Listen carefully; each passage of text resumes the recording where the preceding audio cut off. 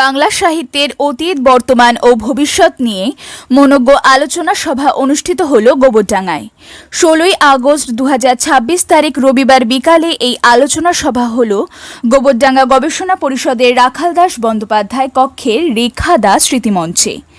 বরিষ্ঠ সাংবাদিক প্রাবন্ধিক পবিত্র কুমার মুখোপাধ্যায়ের পৌরোহিত্যে আয়োজিত এই আলোচনা সভা বহু দর্শক শ্রোতার উপস্থিতিতে প্রাণবন্ত হয়ে ওঠে। সভার শুরুতে উদ্বোধন সঙ্গীত পরিবেশন করেন বাণী সেন মজুমদার।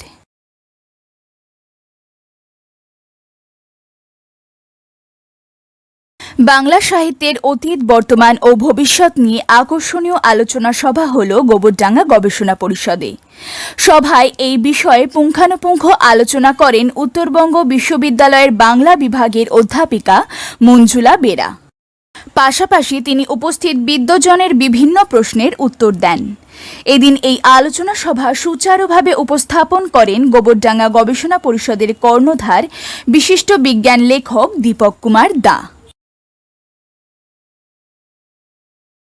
সুদিন গোলদারের রিপোর্ট, নিউজ প্রতিধ্বনি, উত্তর 24 পরগনা।